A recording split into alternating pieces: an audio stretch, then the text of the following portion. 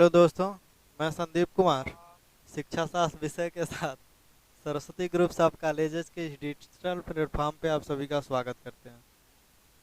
जैसा कि आप लोगों को पता है कि एमए सेकेंड ईयर का जो प्रथम प्रश्न पत्र शिक्षा तुलनात्मक शिक्षा, इसी के बारे में हम लोग अध्ययन कर रहे हैं। ठीक है ना। तो इसी में जो आज का हमारा अगला टॉपिक होगा वो होगा तुलनात्मक शिक्षा के प्रभावकारी घटक। इसके बारे में कल आप लोगों को बताया जा रहा था, पर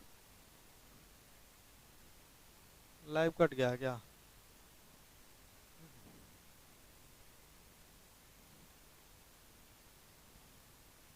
हाँ, 10 12 15 कर दीजिए।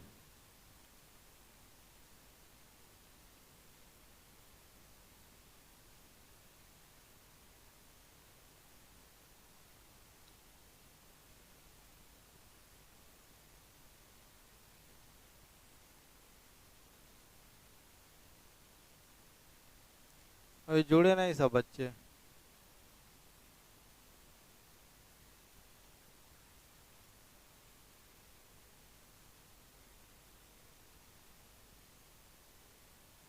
हेलो दोस्तों, मैं संदीप कुमार शिक्षा शास्त्र विषय के साथ सरस्वती ग्रुप्स ऑफ कॉलेजेस के इस डिजिटल प्लेटफॉर्म पे आप सभी का स्वागत करते हैं।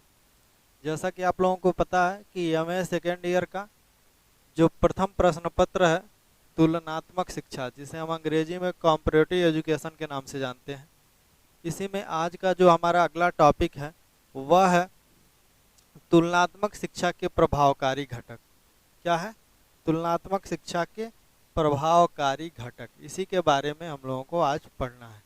कल के क्लास में थोड़ा सा टेक्निकल प्रॉब्लम की वजह से पूरा क्लास चल नहीं पाया, आप लोगों को समझ में भी नहीं आया था, आवाज़ कट भी रहा था। इसके वजह से वही टॉपिक आज स्टार्ट करते हैं। ठीक है ना। चलिए स्टार्ट करते हैं। आप लोगों को इसके पूर्व में क्या बताया गया था? तुलनात्मक शिक्षा के अध्ययन विधियाँ। ठीक है, तुलनात्मक शिक्षा का अध्ययन विधियाँ कि हम किन किन विधियों के माध्यम से तुलनात्मक शिक्षा का अध्ययन कर सकते हैं। तुलनात्मक शिक्षा क्या है कि कई देशों की शिक्षा व्यवस्था का एक दूसरे की समानता और असमानता को देखते हुए क्या करना है? अध्ययन करना है। वही क्या कहलाती है? तुलनात्मक शिक्षा। ठीक है। तो इसी में जो हमारा टॉपिक है आज वह है प्रभावकारी घटक, यानी कि तुलनात्मक शिक्षा का हम अध्ययन करते हैं। तुलनात्मक शिक्षा के अंतर्गत हम किसी भी देश की शिक्षा व्यवस्था का अध्ययन करते हैं, तो उस देश की शिक्षा व्यवस्था का अध्ययन करते समय कौन से ऐसे फैक्टर हैं, कौन से ऐसे घटक हैं जिनका अध्ययन करना आवश्यक है, और जिस घटक के माध्यम से हमें उस देश की शिक्षा व्यवस्था के साथ साथ उस देश के अन्य तथ्यों की भी जानकारी प्राप्त होती है। ठीक है ना। तो इसी को हमें क्या करना है? आज जानना है। जिसमें पहला जो घटक है वह है भौगोलिक घटक। कौन सा घटक है?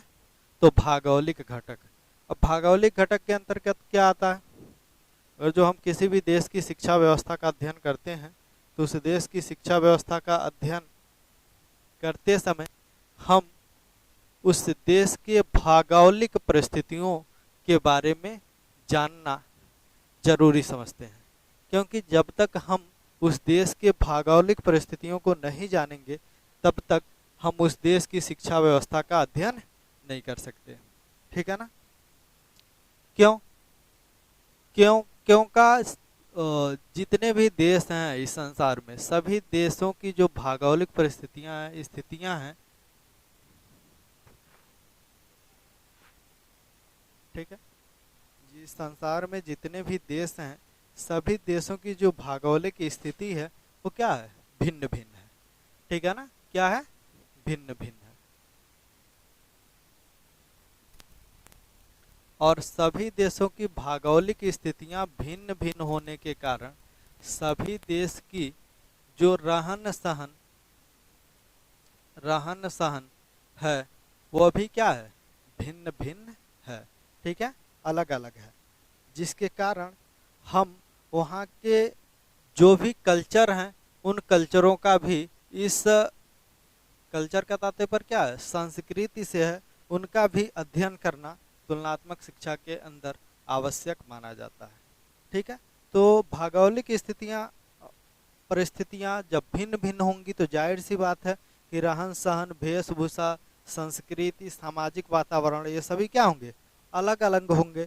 तो इसलिए किसी भी देश की शिक्षा व्यवस्था का हमें अध्ययन करना है तो उस देश के भौगोलिक स्थितियों का अध्ययन करना आवश्यक माना जाता है, जिसके तहत हम उस देश की शिक्षा व्यवस्था को सुचारू रूप से या व्यवस्थित रूप से हम क्या कर सकते हैं, अध्ययन कर सकते हैं।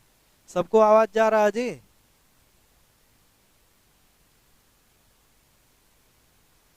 आवाज जा रहा है सबको?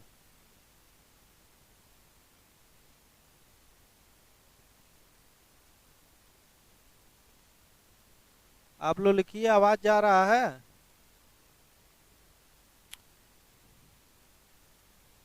शैलपुत्री उपाध्याय, ठीक है, समझ में आया?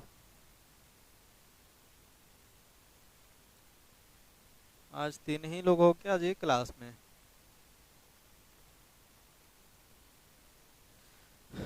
चलिए ठीक है, भौगोलिक घटना आप लोगों को समझ में आ गया होगा, कल भी हमने इसके बारे में बताया था तो समझ में आया होगा। ठीक है ना?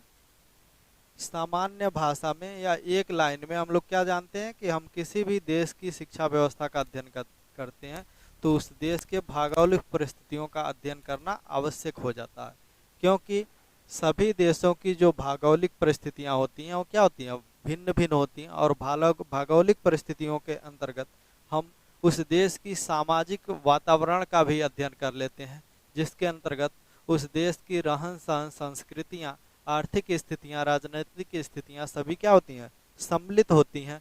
इसलिए किसी भी देश की शिक्षा व्यवस्था का अध्ययन करते समय उस देश की भौगोलिक परिस्थितियों का अध्ययन करना आवश्यक है। ठीक है ना?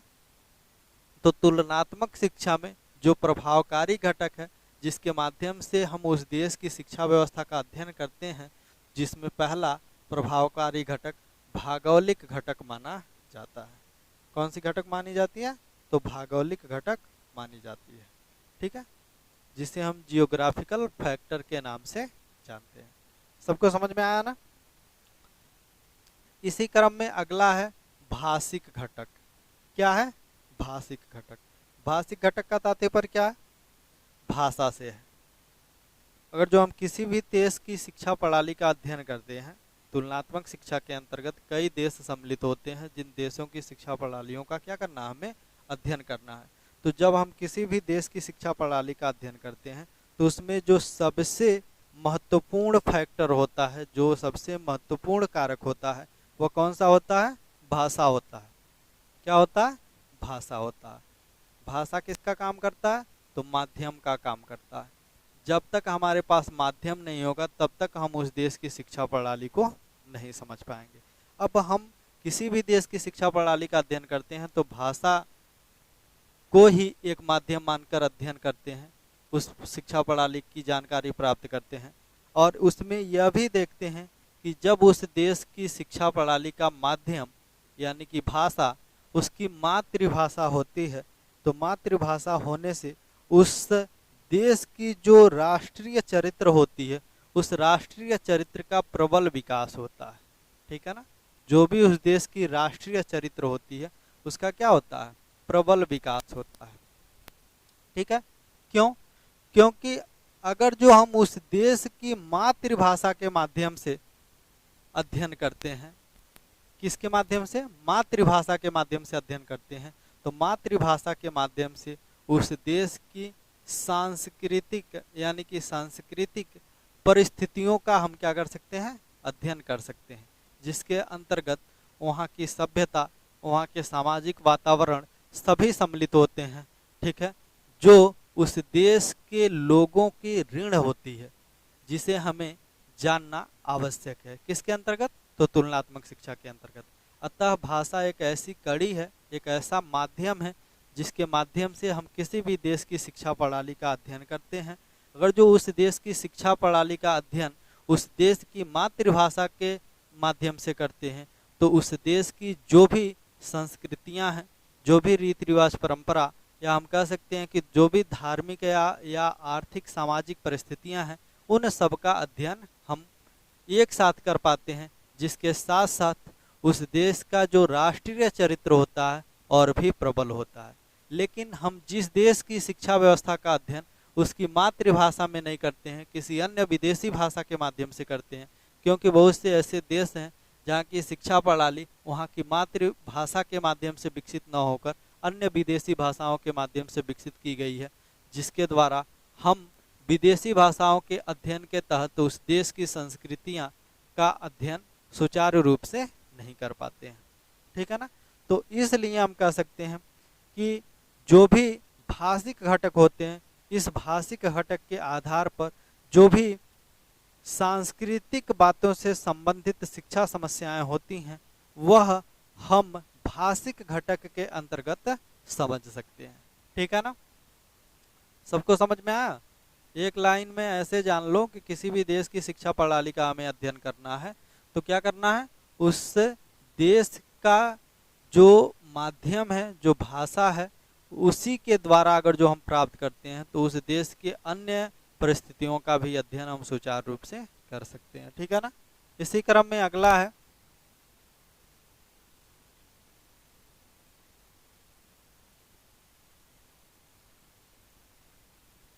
जातीय घटक। यहाँ तक शायद हमने कल बता दिया था, और संक्षिप्त में ऐसे बता दे रहे हैं ताकि आप लोगों को पुनः याद हो जाए। ठीक है ना। जातीय घटक, जातीय घटक में क्या होता है कि हमने आपको कल बताया था कि अगर जो हम जिस देश की शिक्षा प्रणाली का अध्ययन करते हैं तो उस देश की शिक्षा प्रणाली पर जो भी जातियां होती हैं उन जातियों का भी प्रभाव पड़ता है। ठीक है ना। जैसे मान लीजिए कि उस देश में दो प्रकार की जातियां हैं, तो उन दो प्रकार की जातियों में जो जाति अपने आप को श्रेष्ठ मानता है वह उस शिक्षा प्रणाली पर अपना क्या करता है, शासन स्थापित करने का प्रयास करता है, या उसके शासन का प्रभाव उस देश की शिक्षा प्रणाली में हमें दिखने को मिलती है, जिसके माध्यम से अन्य तथ्यों का भी ज्ञान हमें प्राप्त हो जाता है। जैसे कि हमने कल आपको बताया था, अफ्रीका और इंग्लैंड का एग्जाम्पल दिया था कि अफ्रीका के जो लोग होते हैं वह काले होते हैं, जबकि इंग्लैंड के जो लोग होते हैं वह गोरे होते हैं। तो इस आधार पर जो गोरे होते हैं वह काले लोगों पर क्या करते हैं, अपना आधिपत्य जमाते हैं, जिसके आधार पर यह तथ्य उस देश की शिक्षा प्रणाली में भी छुपी होती है, और इन तथ्यों का अध्ययन करना आवश्यक हो जाता है, जिसके माध्यम से उस देश की शिक्षा प्रणाली को हम बेहतर तरीके से जान सकते हैं। ठीक है। अगर जो इसी तथ्य को हम देखें, अगर जो एग्जाम्पल के रूप में हम अपने देश की बात करें, भारत देश की बात करें, तो भारत देश में क्या है कि जब हमारे देश पे ब्रिटिशों का शासन था, ब्रिटिश शासकों का शासन था, तो उनके द्वारा अपने देश की जो भी कल्चर थे, जो भी हम कह सकते हैं कि परंपराएं थी, उन परंपराओं का आधिपत्य हमारे देश पे जमाना चाहते थे। मतलब अपने देश की सभ्यता और संस्कृति का विकास हमारे देश में करना चाहते थे, और उसका माध्यम अंग्रेजी बताते थे। और उनका कहना था कि जो व्यक्ति अंग्रेजी माध्यम से ब्रिटिश साम्राज्य के संस्कृति और सभ्यता का अध्ययन करता है वही श्रेष्ठ होता है। तो इस प्रकार की विचारधारा वह हमारे देश में प्रबल बनाना चाहते थे। किसके माध्यम से प्रबल बनाना चाहते थे, तो शिक्षा प्रणाली के माध्यम से प्रबल बनाना चाहते थे। क्योंकि किसी भी देश की जो ऋण होती है वो क्या होती है, वहाँ उस देश की शिक्षा प्रणाली होती है। और किसी भी चीज को हमें लागू करना होता है तो लागू करने का जो माध्यम होता है वह शिक्षा व्यवस्था ही होता है। अगर जो शिक्षा व्यवस्था को हम किसी भी तथ्य को क्या करें, लागू करें, तो वो बहुत ही तीव्र गति से प्रभावशाली होती है। ठीक है ना। तो आप लोगों को जातीय घटक भी समझ में आ गया होगा। किसी को कोई दिक्कत?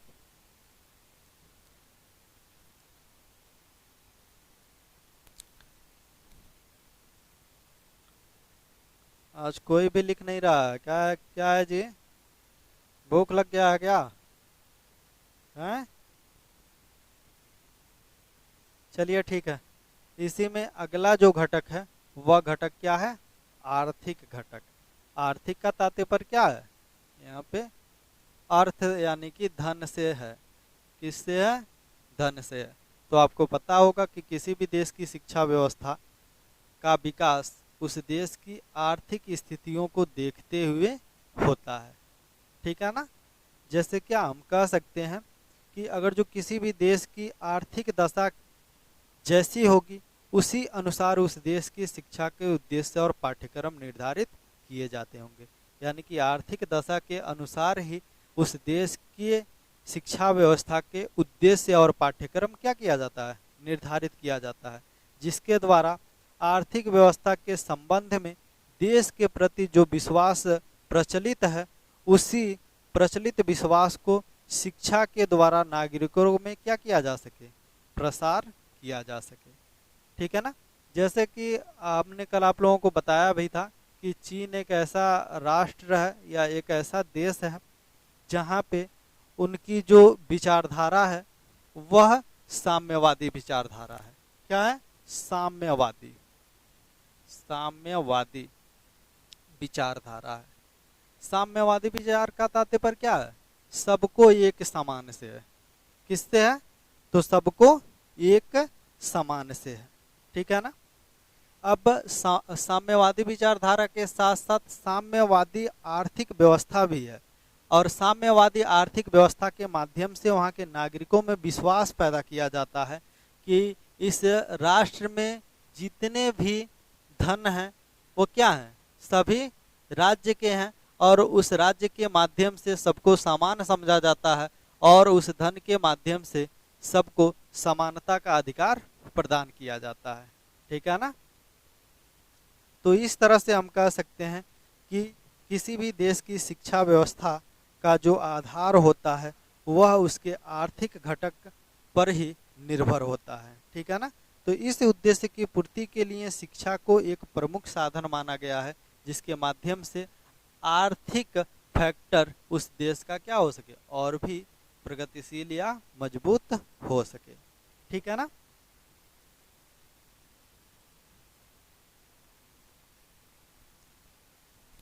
आगे हम लोग पढ़ते हैं।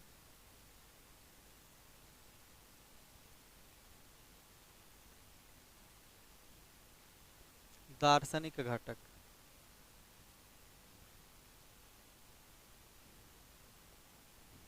दार्शनिक घटक, इसमें हम लोग देखते हैं कि देश के जो जीवन दर्शन होते हैं उन देश की जीवन दर्शन का जो छाप होता है वह उस देश की शिक्षा प्रणाली पर हम क्या कहते हैं कि निर्भर रहता है।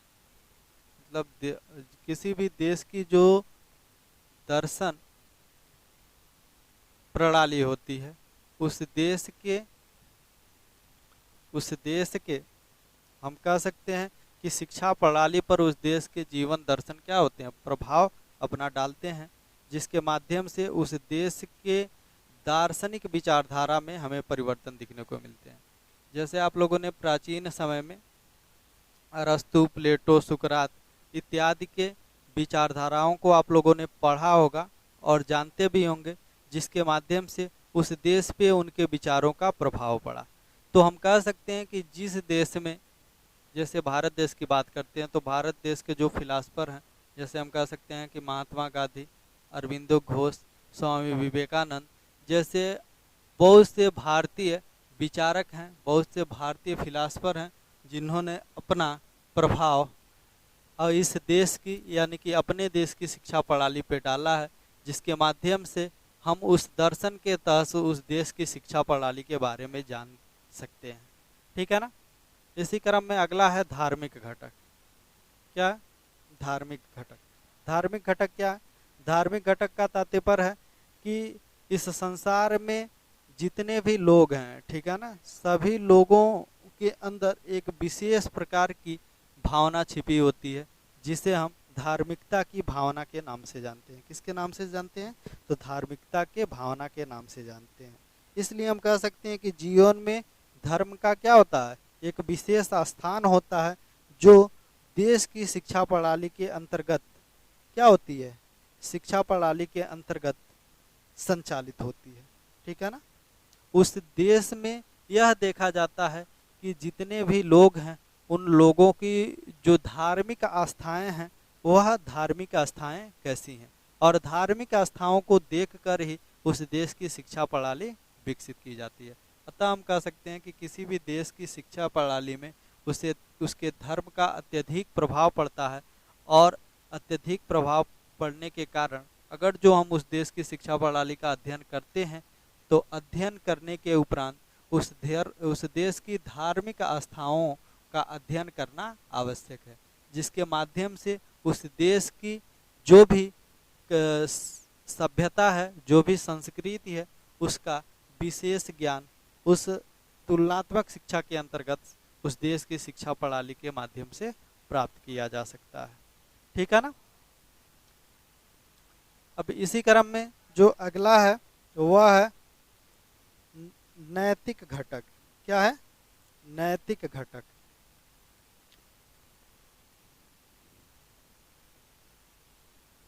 नैतिक घटक का तात्पर्य क्या है, इससे भी आप लोग जान लीजिए कि आज का जैसे जितने भी देश हैं, जिस देश में लोकतंत्रात्मक शासन व्यवस्था है, उस देश की शिक्षा प्रणाली के अंतर्गत जो शिक्षा का उद्देश्य होता है वह नैतिकता का विकास होता है। क्या होता है? नैतिकता का विकास होता है, जिसके माध्यम से उस देश के लोगों के बारे में हम जानकारियां प्राप्त कर पाते हैं। या हम कह सकते हैं कि उस देश में जो संचालित शिक्षा प्रणाली है, उस संचालित शिक्षा प्रणाली के अंतर्गत उस देश की नैतिकता के आधार पर जो भी तथ्य हैं, उन तथ्यों का अध्ययन किया जा सकता है। यानी कि किसी भी बालक के नैतिकता का अध्ययन, या हम उस देश के द्वारा जो भी शिक्षा प्रणाली विकसित की गई है उसके जो उद्देश्य निर्धारित किए जाते हैं, वह नैतिकता के शिक्षा देने का उद्देश्य निर्धारित किया जाता है, जिसके माध्यम से हम उस देश के द्वारा या उस देश के जो भी लोग हैं उनके अंदर नैतिकता का भाव विकसित करने का प्रयास करते हैं। और इस नैतिकता के भाव का भी अध्ययन हम उस देश की शिक्षा प्रणाली के अंतर्गत करते हैं। ठीक है ना। इस तरह से हम नैतिक घटक के बारे में जाना। समझ में आ रहा है जी सबको? नहीं समझ में आ रहा है किसी को?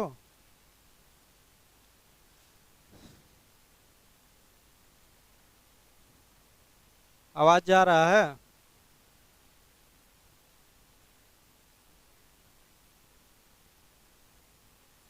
नहीं सर, नहीं सर, नहीं सर, हाँ सर, हाँ सर। किसको क्या नहीं समझ में आ रहा जी? अगर जो हम किसी देश की शिक्षा प्रणाली का अध्ययन करते हैं तो उस देश पे, अगर जो हम यहाँ पे दार्शनिक घटक की बात करते हैं तो उस देश पे उस देश की जीवन दर्शन क्या होती है? संचालित होती है। उस देश की शिक्षा प्रणाली में उस देश का जो जीवन दर्शन होता है वह लागू होता है। ठीक है। तो शिक्षा प्रणाली में जो भी दार्शनिक विचारधाराएं होती हैं वो क्या होती हैं? संचालित होती हैं, जिसके माध्यम से हम उस देश की शिक्षा व्यवस्था का अध्ययन कर सकते हैं। धार्मिक घटक क्या? कि संसार में जितने भी देश हैं सभी देशों में क्या है? एक प्रकार के लोगों के अंदर धार्मिक आस्थाएं व्याप्त हैं। ठीक है। तो धार्मिक आस्थाएं व्याप्त हैं तो जाहिर सी बात है कि उस देश की शिक्षा प्रणाली में धार्मिकता का स्थान है। ठीक है ना। यानी कि लोगों के अंदर धार्मिकता की भावना का स्थान है। तो धार्मिकता की भावना के विकास के लिए उस देश के जो भी शिक्षा प्रणाली विकसित किए गए हैं, जिसके अंतर्गत हम कह सकते हैं कि धार्मिक घटक सम्मिलित हैं, इनका अध्ययन करना आवश्यक है, और इसके तहत हम उस देश की धार्मिक आस्थाओं की जानकारी प्राप्त कर सकते हैं। ठीक है। और नैतिक घटक का तात्पर्य क्या है?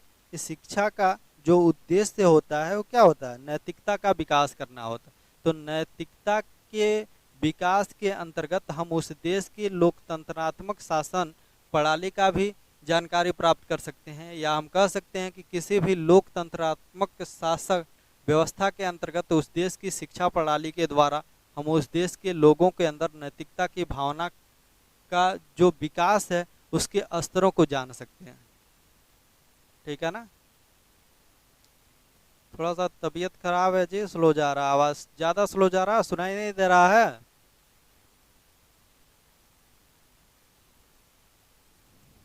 चलिए ठीक है।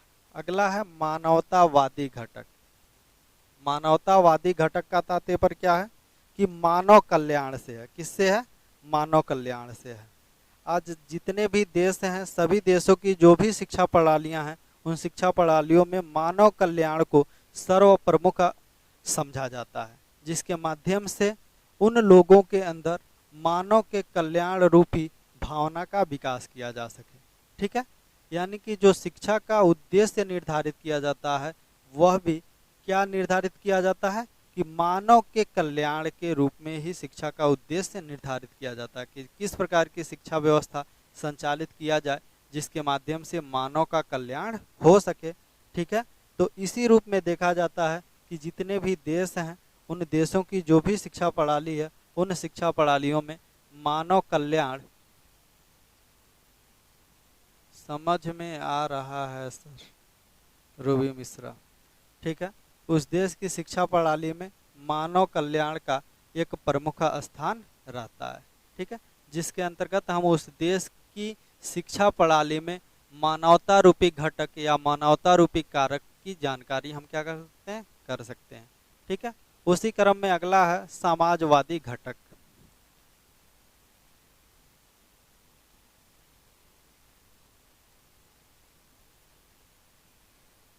समाजवादी घटक क्या है? समाजवादी घटक के अंतर्गत आप लोग देखिए कि संसार के बहुत से देश आज समाजवादी दर्शन के अनुसार जीवन यापन करने में लगे हैं। इस संसार में जितने भी देश हैं, या हम कह सकते हैं कि बहुत से ऐसे देश आज भी हैं जो समाजवादी दर्शन के अनुसार अपना जीवन यापन करने पे क्या है, संलग्न है या लीन है। फलतः इस जीवन दर्शन का जो उनकी उद्देश्य होती है, या इस जीवन दर्शन का जो उनका हम क्या कह सकते हैं कि मतलब जो उनका उद्देश्य होता है, वह आज की शिक्षा प्रणालियों पर उसका हमें गहरा प्रभाव दिखने को मिलता है। ठीक है ना। समाजवादी घटक के अंतर्गत क्या हो जाता है कि उस देश की सामाजिक परिस्थितियों का अध्ययन किया जाता है, और सामाजिक परिस्थितियां देश की शिक्षा प्रणाली का एक प्रमुख क्या होता है, अंग होता है, जिसके द्वारा उस देश की शिक्षा प्रणाली का अध्ययन किया जा सकता है। ठीक है ना। इसी क्रम में अगला है राष्ट्रवादी घटक। अब जाहिर सी बात है कि किसी भी देश की, जिस भी देश की शिक्षा प्रणाली जैसी होगी, उस देश की शिक्षा प्रणाली के माध्यम से उस देश के राष्ट्रीयता का विकास ही क्या होगा, उस देश की राष्ट्रीयता का विकास ही क्या होगा, उनका उद्देश्य होगा। यानी कि उस देश के माध्यम से, उस देश के द्वारा जो भी शिक्षा प्रणाली विकसित की जाएगी, उस शिक्षा प्रणाली के माध्यम से उन देश के लोगों के अंतर्गत राष्ट्रीयता के विकास का जो तथ्य है, उसको और भी प्रभावशाली बनाया जाएगा। यानी कि लोगों के अंदर राष्ट्रीयता के भावना का विकास के लिए अनेक तथ्य, या हम कह सकते हैं कि उस देश की शिक्षा प्रणाली या पाठ्यक्रम विकसित किए जाएंगे। यानी कि उस देश के जो भी लोग हैं, इन लोगों के अंतर्गत राष्ट्रीयता के भावना के विकास के लिए ऊपर लिखते हैं शिक्षा के उद्देश्य एवं पाठ्यक्रम क्या किए जाएंगे, निर्धारित किए जाएंगे।